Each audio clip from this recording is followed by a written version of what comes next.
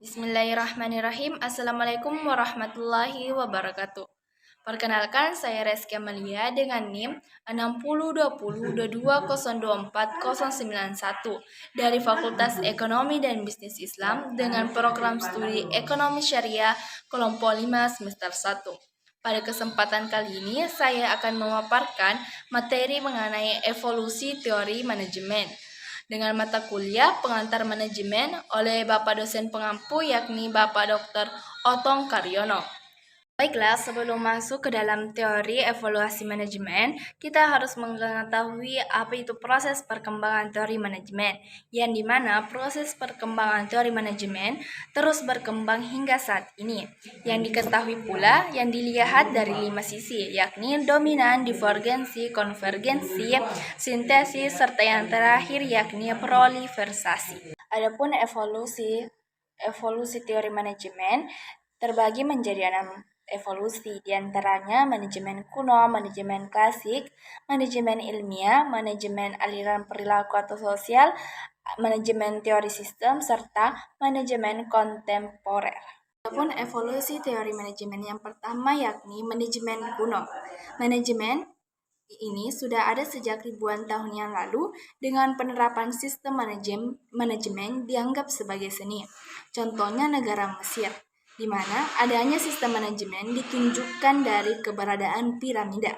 Yang kedua, Venesia atau Italia pada tahun 1400, yang dibuktikan dengan adanya sistem manajemen yang digunakan untuk mengembangkan usaha mulai dari pembuatan kapal atau gedung-gedung, pengelolaan angkatan kerja, dan sistem akuntansi untuk mengecek pendapatan dan biaya.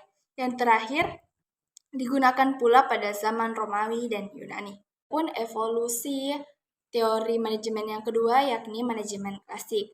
Pertama, menurut James Wall Jr. dan Matthew Robinson Boulton pada tahun 1800, ahli manajemen dari Soho Engineering Foundry di Inggris.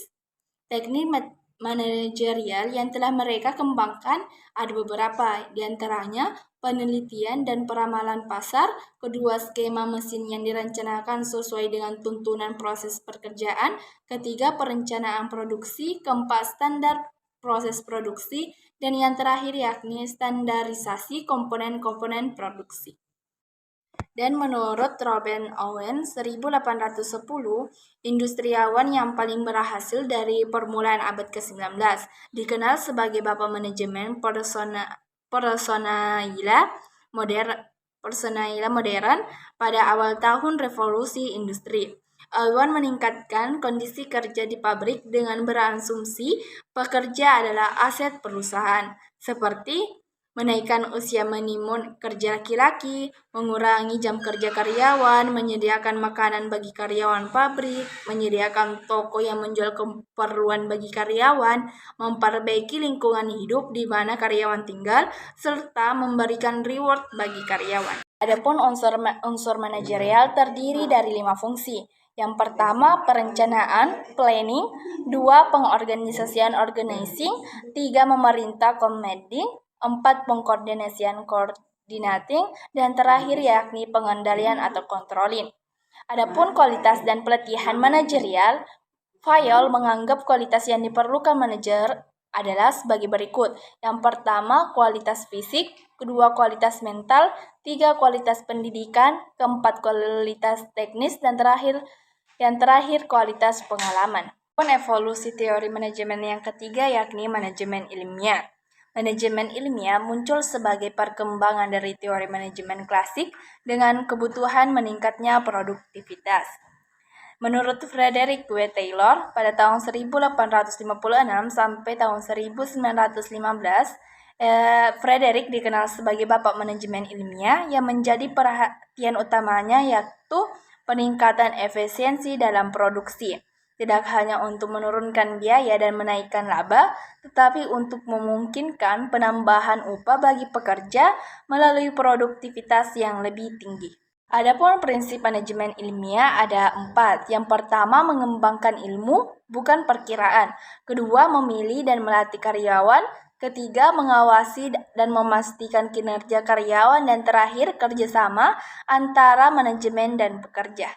Adapun evolusi teori manajemen yang keempat yakni manajemen aliran perilaku.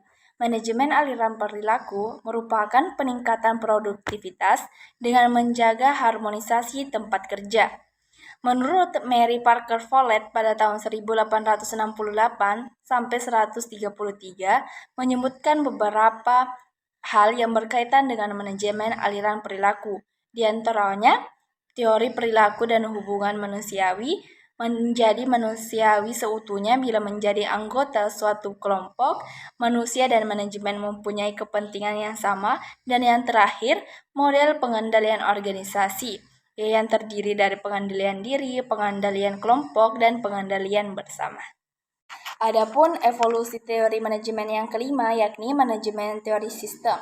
Menurut Custer Barnett pada tahun 1886 sampai tahun 1961 mengemukakan pendapatnya yakni keseimbangan tujuan organisasi dengan tujuan pekerja atau individu. Manajer memahami zona of acceptance. Manajer dapat memanfaatkan kelompok informal dalam suatu organisasi, serta setiap organisasi harus mencakup unsur-unsur seperti sistem fungsional, sistem perangsang efektif dan efisien, sistem kekuasaan, dan sistem pengambilan keputusan yang logis. Selanjutnya, evolusi teori manajemen yang terakhir atau yang keenam yakni manajemen kontemporer. Nah, dalam manajemen kontemporer ini timbullah pikiran manajemen modern. Di antaranya, kontribusi dari para pejabat negara sejumlah cendekian berusaha meningkatkan efisiensi dalam pemerintahan melalui perbaikan praktek kepegawaian dan manajemen. Sebagai contoh yaitu Woodrow Wilson dan sarjana-sarjana seperti Luther Coolidge. Yang kedua, kontribusi dari para manajemen perusahaan. Ruler Robb pada tahun 1910 memberikan kuliah mengenai organisasi sebagai sarana pemanfaatan para pekerja. Adapun timbulnya pemikiran manajemen modern yang terakhir yakni kontribusi dari para ahli keperilakuan. Ilmuwan yang melakukan percobaan mulai dari tahun 1927 sampai pada tahun 1940-an, diantaranya ahli sosiologi yang memberikan pemahaman tentang anatomi organisasi melalui pekerjaan mereka, dan ahli psikologi memberikan pengertian manajemen melalui penerangan terhadap aspek perilaku manusia, mengintegrasikan pendekatan-pendekatan sebelumnya, pendekatan sistem, pendekatan situasional, pendekatan hubungan manusiawi, serta pandangan integratif. Mungkin cukup sekian presentasi atau pemaparan materi saya mengenai evolusi teori manajemen. Mohon maaf atas segala kekurangan dan kesalahan kata maupun kesalahan atau kekurangan tepatan materi yang saya berikan. Saya akhiri dengan ucapan Assalamualaikum warahmatullahi wabarakatuh.